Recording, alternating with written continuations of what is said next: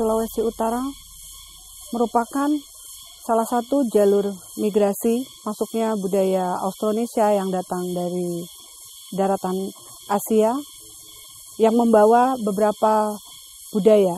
Salah satu budaya yang masuk di Sulawesi adalah budaya megalitik.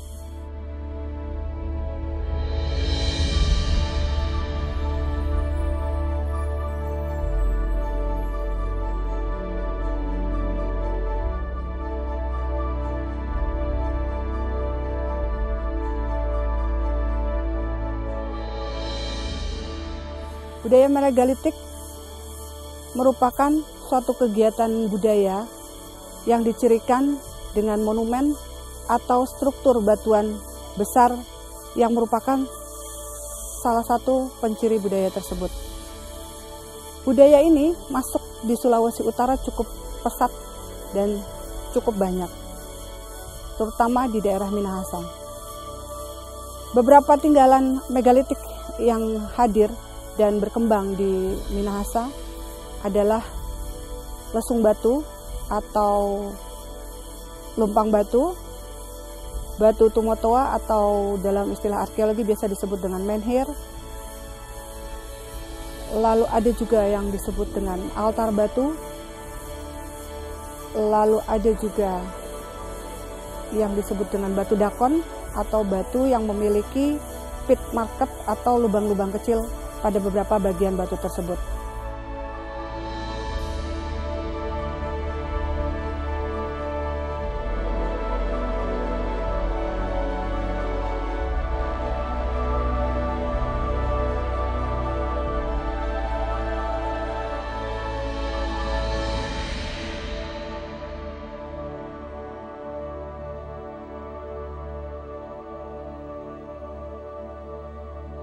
Salah satu yang cukup menarik yang merupakan bagian dari tinggalan budaya megalitik adalah peti kubur batu atau yang biasa disebut di Minahasa dengan sebutan lokal waruga. Budaya megalitik ini berkembang di Indonesia cukup pesat. Hampir di setiap situs megalitik yang ada di Indonesia ditemukan tinggalan-tinggalan tersebut, terutama tinggalan wadah penguburan atau peti kubur batu.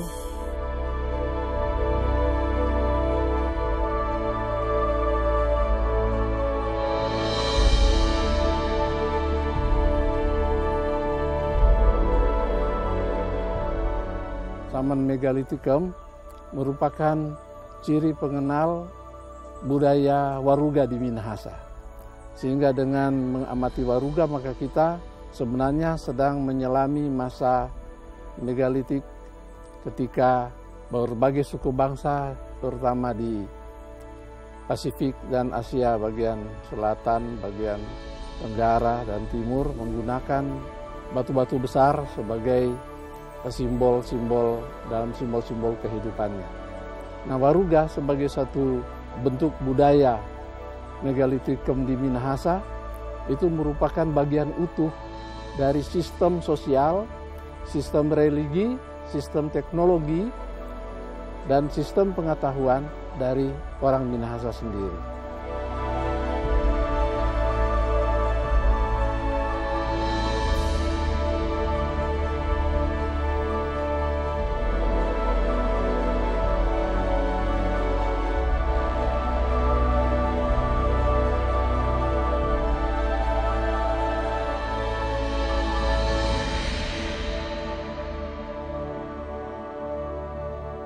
Di Indonesia sendiri, di setiap situs megalitik juga dijumpai.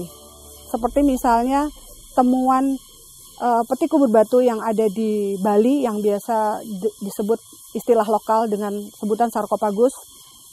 Ada juga di situs megalitik yang ditemukan di Sulawesi Tengah yang biasa disebut dengan istilah lokal dengan kalamba.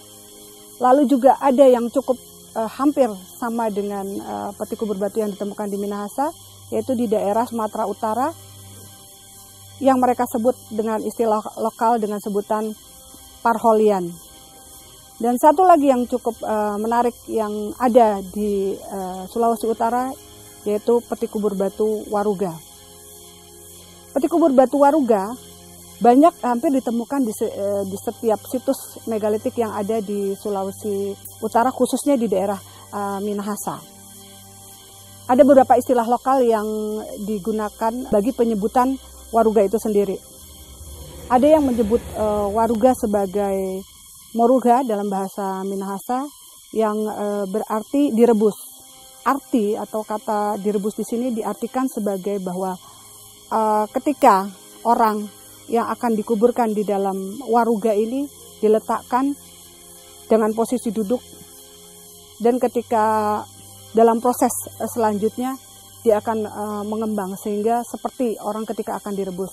Sehingga mengapa kemudian dinamakan Moruga. Lalu ada juga istilah Minahasa yang mengatakan sebagai Maruga atau melembek atau mencair. Lalu ada juga dalam kamus yang ditemukan dalam kamus bahasa Totembuan mengatakan Waruga terbagi atas kata wale dan morha, atau wale yang disebut dengan sebutan rumah dan morga yang dikatakan sebagai badan yang kering. Jadi diartikan bahwa Waruga itu merupakan rumah bagi badan atau orang yang sudah meninggal.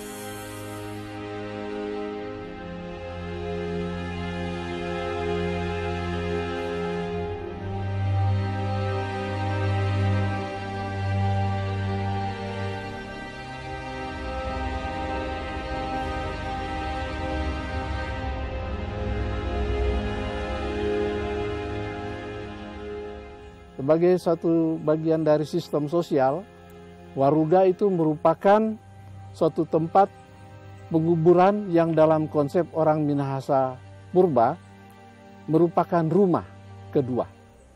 Di samping rumah tempat dia biasanya hidup, biasanya tinggal ketika masih hidup. Dengan demikian, ada paralelisasi antara kehidupan manusia yang masih hidup dengan kehidupan manusia sesudah meninggal, karena dikuburkan pada sejenis rumah yang kira-kira mirip dengan rumah tinggal ketika yang bersangkutan masih hidup.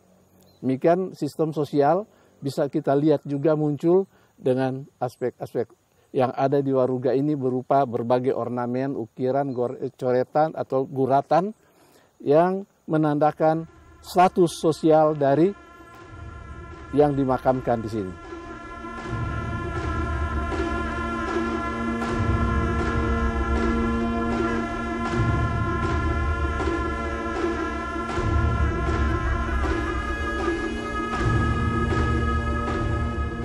Perkembangan budaya megalitik yang ada di Indonesia, budaya megalitik berasal dari masa megalitik tua atau pada masa awal mulainya masa bercocok tanam yang ada di Indonesia.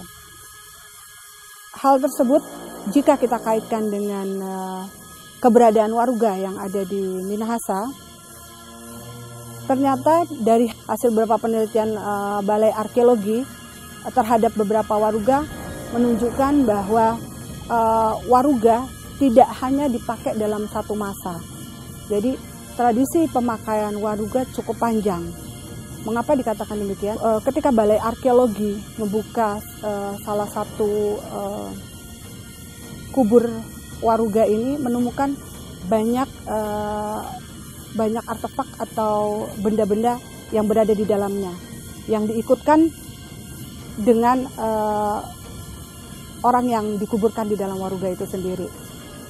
Hasil penelitian Balai Arkeologi menunjukkan bahwa temuan-temuan bekal kubur atau barang-barang yang dimasukkan dalam Waruga itu berasal dari masa yang cukup panjang atau masa yang berbeda. Contohnya bahwa ketika kami mencoba mendating atau melakukan tes terhadap umur ketika benda ini digunakan pada masanya, ternyata berada pada masa yang berbeda.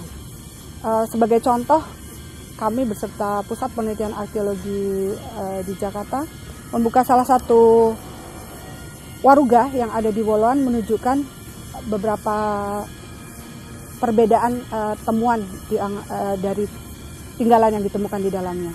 Sebagai contoh, keramik yang ditemukan dalam waruga yang ada di Woloan menunjukkan bahwa keramik itu merupakan tinggalan dari sekitar tahun 1800-an.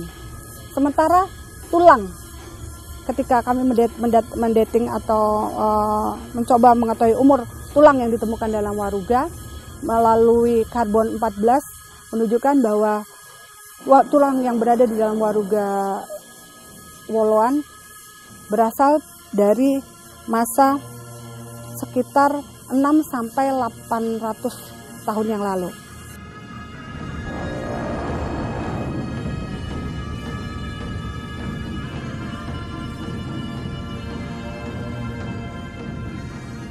Dari hasil penelitian ternyata waruga itu tidak hanya digunakan oleh seseorang dan hanya satu kali saja. Tetapi ternyata bahwa waruga itu menghimpun berbagai kerabat dari yang bersangkutan. Tentu saja ada yang lebih dulu dimasukkan di situ, kemudian kerabat yang meninggal menyusul dia juga dimasukkan di situ. Bukan merupakan tradisi Minahasa memasukkan anggota keluarga yang bukan kerabat ke dalam waruga. Jadi ini menandakan bahwa waruga adalah suatu kuburan atau tempat pemakaman kekeluargaan. Sering kita lihat waruga itu tersebar kemana-mana. Tetapi dalam tradisi Minahasa, arah yang ideal dalam penempatan waruga adalah menghadap ke arah utara. Apakah ini berhubungan dengan tradisi yang mengatakan bahwa nenek moyang Minahasa berasal dari utara? Itu belum dilakukan penelitian yang lebih akurat.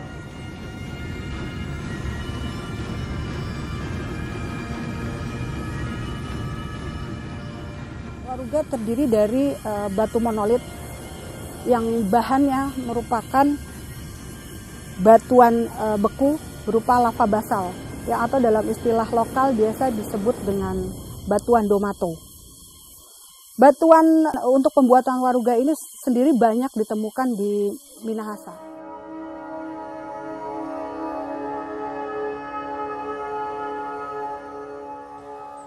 Pembuatan waruga ini sangat unik karena bahan dasarnya apa yang di kalangan orang Minahasa disebut domato,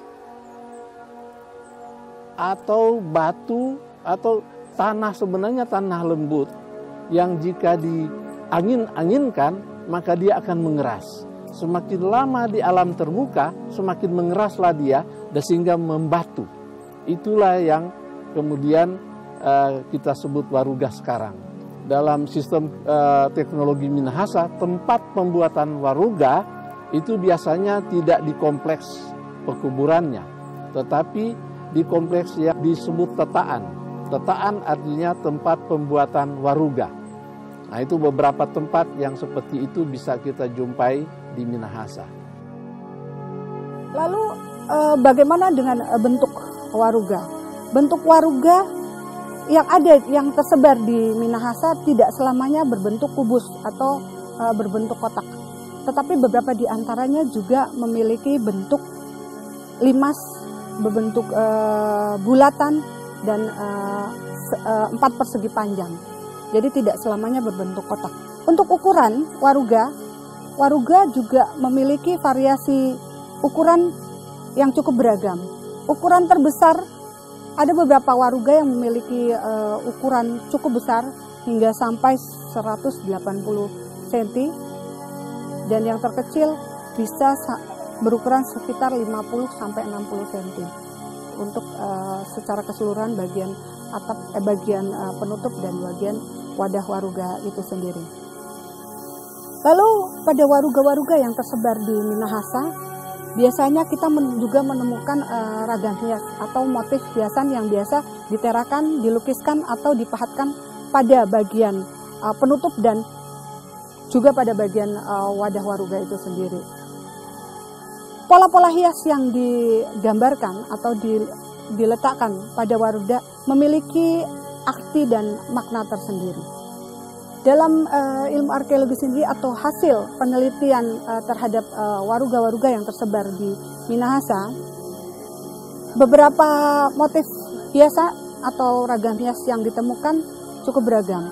Ada beberapa motif yang merupakan pola dari pola prasejarah, seperti misalnya pola manusia kangkang yang biasa banyak kita jumpai pada situs-situs prasejarah yang ada di Indonesia.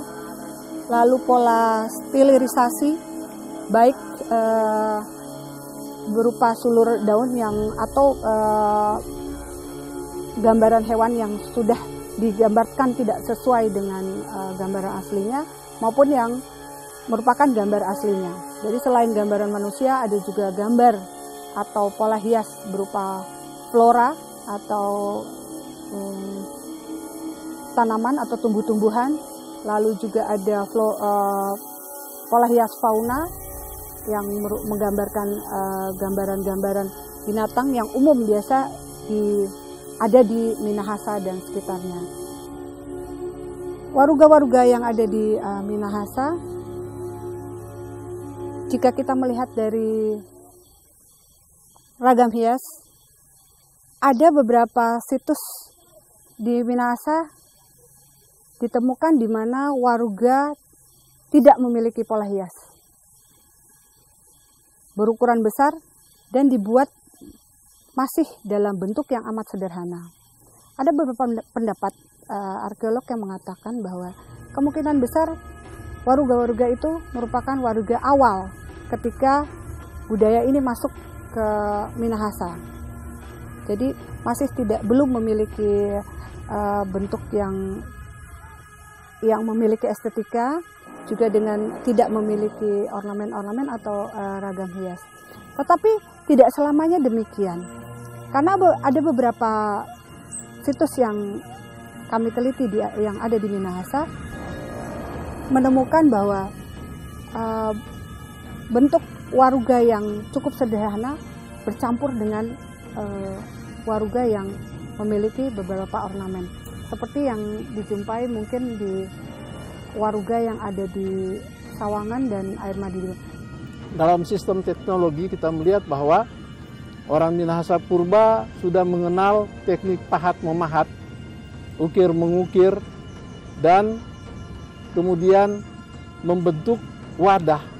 Ini merupakan suatu teknologi yang tidak seluruh dunia memilikinya. Salah satunya Minahasa memiliki teknologi untuk membuat peti kubur batu. Dan ini merupakan suatu teknologi yang mengharuskan orang Minahasa memilih kualitas unsur sediaan alam yang dapat dimanfaatkan untuk pembuatan peti kubur batu yang disebut waruga ini. Dalam sistem pengetahuan, orang Minahasa mengenal adanya dunia yang sehari-harinya mereka geluti sebagai dunia nyata dan dunia sesudah kematian. Dan itu dilambangkan dengan waruga ini. Karena waruga pada bagian-bagian penutup atau bagian bawahnya ini, pada bagian wadah atau dinding wadahnya, sering dilukiskan kendaraan arwah, yaitu yang melambangkan kendaraan yang dinaiki oleh almarhum ketika menuju ke alam baka. Ini merupakan suatu sistem pengetahuan tentang dunia nyata dan apa yang sekarang kita sebut dunia maya. Kita bisa sebutkan demikian. Karena dunia seberang sesudah orang meninggal, dalam konsep Minahasa itu sebenarnya suatu tempat yang memungkinkan seorang yang baik mencapai yang namanya kasendukan atau surga sebagai tempat yang paling nyaman, dan kemudian juga dapat dihuni oleh manusia-manusia yang berbuat jahat semasa hidupnya, yaitu masuk ke dalam dunia kayengkolan atau dunia orang-orang sesat. Kita lihat bahwa waruga itu suatu benda yang sangat unik. Ada berbagai macam gambar yang dipahatkan atau diguratkan. Seperti ini dipahatkan manusia dengan tipe manusia kangkang, baik tangan atau kakinya. Kemudian ada pahatan yang menyerupai kembang, dan berbagai pahatan lain.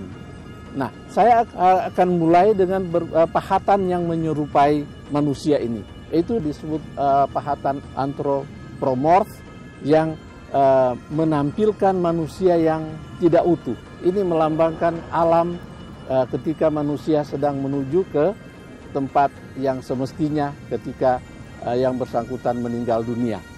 Dalam tutup waruga ini sering pada tepinya ini dipahatkan ular yang melingkar ke seluruh tepi ini. Hanya seekor ular dan kepala dan ekornya bertemu.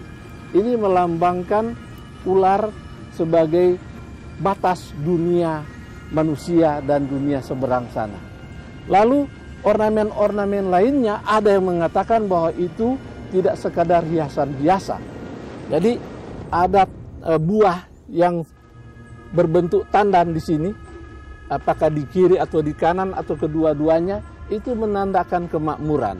Dan ada hewan-hewan hutan seperti kera, anoa yang di sini disebut lagou, atau seperti anjing hutan, wow ya namanya, wow.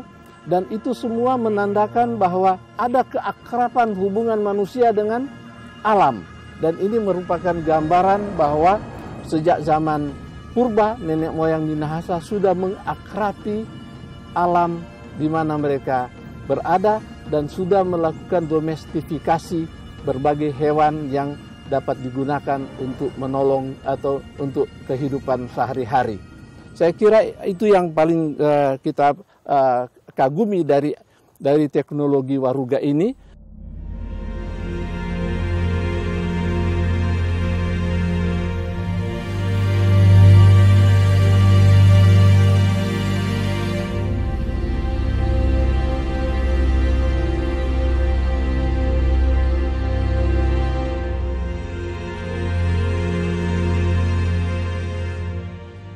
Kami memang betul-betul concern untuk waruga. Ini dibuktikan dengan ada beberapa program kami yang memang kami laksanakan di sekitar objek wisata waruga, di mana kami memang melibatkan masyarakat. Banyak juga kegiatan kami yang istilahnya kami kerjasama dengan Balai Arkeologi, dengan Balai Pelestarian Cagar Budaya yang ada di Gorontalo, begitu juga dengan Balai Pelestarian Nilai Budaya. Nah, semua itu menjadi bukti bahwa memang kami Dinas Kebudayaan dan Pariwisata Minahasa Utara bekerja sama dengan instansi terkait.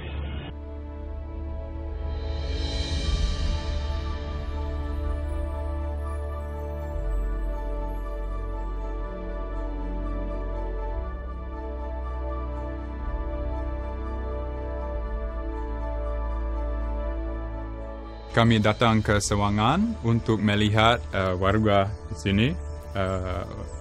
Menurut saya tempat ini unik di dunia dan tempat itu cantik dan sangat menarik. Menurut saya melestarikan sangat important.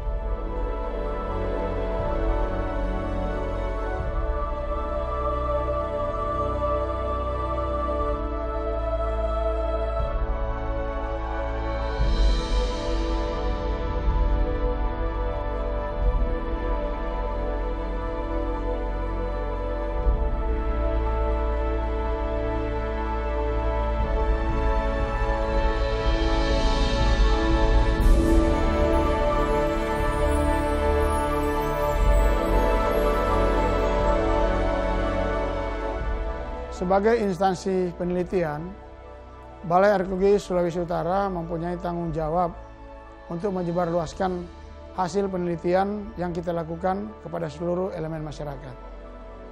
Melalui kegiatan pembuatan dokumentasi audiovisual tentang waruga ini, maka harapan kami hasil ini dapat memberikan sumbangsi yang berharga untuk kemajuan kebudayaan, dan lebih dari itu, boleh memberikan dorongan kepada seluruh elemen masyarakat untuk menjaga, merawat, memelihara, dan melestarikan, serta mengembangkan tinggalan peradaban manusia masa lalu, seperti situs waruga ini. Karena Waruga merupakan kubur batu yang sangat bernilai tinggi. Bisa sebagai objek penelitian, baik bagi para peneliti dalam negeri maupun bagi para peneliti luar negeri. Sebagai objek belajar atau pendidikan bagi siswa mahasiswa, juga menjadi objek pariwisata budaya yang tentunya memberi nilai tambah bagi instansi terkait dan masyarakat yang ada di seputaran situs Waruga tersebut. Balai Arkeologi Sulawesi Utara sebagai salah satu institusi penelitian yang ada di Sulawesi Utara yang memiliki wilayah kerja Sulawesi Utara, Sulawesi Tengah, dan Gorontalo bisa berbicara banyak atau memberikan statement tentang sesuatu atau tinggalan ketika kita sudah menemukan, lalu meneliti dan menganalisisnya sehingga bisa membentuk satu interpretasi data yang lengkap untuk hasil dari apa dan bagaimana benda itu ditemukan, baru kita bisa memberikan informasi kepada masyarakat sehingga masyarakat mendapat kejelasan tentang benda atau tinggalan yang kami temukan. Dalam program Balai Arkeologi Sulawesi Utara tahun 2016 terdapat kegiatan rumah peradaban sebagai media pemanfaatan hasil penelitian arkeologi yang merupakan kegiatan baru bagi instansi kami, yang kegiatannya berupa pertama kegiatan sosialisasi tentang rumah peradaban, yaitu sosialisasi kepada masyarakat di sekitar rumah peradaban yang sudah kami laksanakan di Desa Air Madi di Bawah, dekat dengan kompleks situs Waruga Air Madi di Bawah. Kegiatan kedua yang kami laksanakan yaitu kegiatan penerbitan hasil penelitian tentang Waruga. Dan kegiatan yang ketiga yang kami laksanakan yaitu pameran arkeologi. Serta kegiatan yang keempat yaitu kami laksanakan sosialisasi bagi siswa SMP dan SMU yang kami beri nama kegiatan tersebut Arkeologi Goes to School. Dan kegiatan yang kelima yang kami laksanakan yaitu kegiatan pembuatan dokumen audiovisual tentang Waruga. Kedepan tentunya Balai Arkeologi Sulawesi Utara akan lebih berkonsentrasi terhadap tinggalan masa lalu seperti Waruga ini lewat program-program kegiatan yang dibiayai oleh APBN maupun program kerja yang dibiayai oleh DIPA Balai Arkeologi Sulawesi Utara.